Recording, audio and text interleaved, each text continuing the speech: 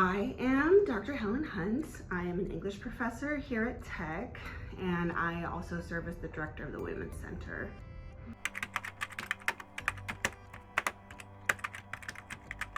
I personally write poetry.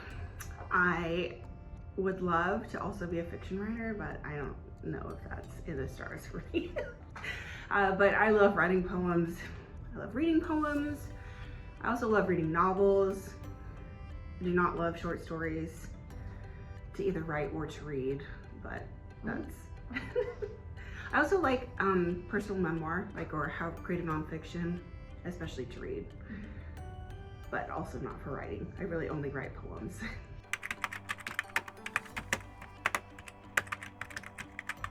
So it's probably unfashionable, but I tend to write narrative poetry, and I use a lyrical eye, and almost all of them come from like my experience, and definitely rely on imagism, some more heavily. So that's kind of my poetic style.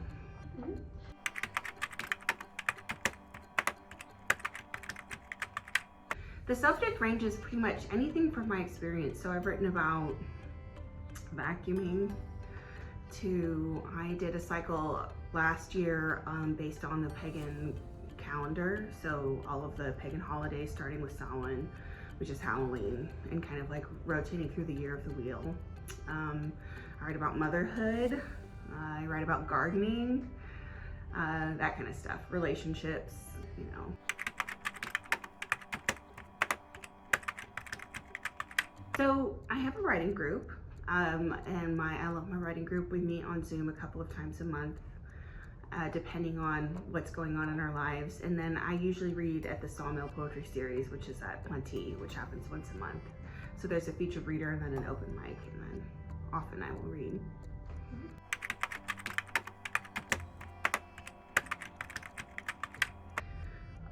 Well, honestly,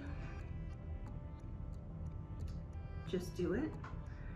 If you want to write poems, then you should write them. I think for me, for a long time there, especially because I'm a literature professor, so you know, like you read the best poems of all time. There's so much pressure.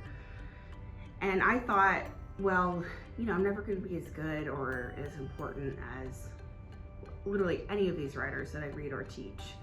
And then I found about, that's not really what I write poems for. I write poems for myself, for my own experience, to kind of both process my experience and to share my world. And it doesn't matter if I never have a big audience or if I'm not famous or whatever. It's like, not that I care about being famous, but what I'm trying to say is, like, I thought mine didn't have enough literary merit to matter. That's only one way of measuring whether something matters. And you know, if I want to write it because of my experience and I like it, and I have just a close circle of people that ever read it, like, then it's done what I needed it to do, which was to just be part of my world and help me make sense of the world. So I guess I might think about, if I were curious about writing poetry, what is it that's holding me back? And think about, well, do I really believe that? Do I have to believe that? Can I stop believing that? Can I decide that, you know, the reason why I want to write matters regardless of anything else that's kind of holding me back?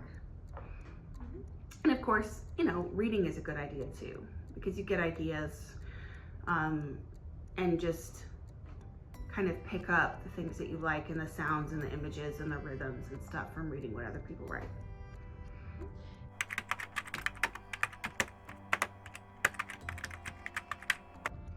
Well, I would say the two things I'm doing are really good to do, right? So having a little writing group is a really great thing because they can help like reflect back what your poems are doing. Because there definitely are times when I'm like, I'm trying to do this with this poem, and then my writing group reads it and they did not get what I was trying to go for it. So that's really good feedback. And then plus it's just like wonderful to have those relationships and to get the positive feedback of the writing group and having them love the things that I write and then just care about me as a person. And then I would definitely recommend, if you're local, coming to Sawmill, you know, reading. We're all just, I think Okay, so I speak in front of people all the time. You know, I'm teaching classes, I'm giving talks, and I was so nervous the first few times that I read at Sawmill. I was like freaking out. And so even, you know, I'm sure Erin gets nervous, you know, I get nervous, that people that you see up there, Martha gets nervous, when you come to Sawmill, they get nervous too. And so being nervous and afraid to share, it's not like you reach some magical point at which that doesn't happen, you know. So if you're gonna just be brave and do it anyways. We all feel that way, and you'll have a really positive response.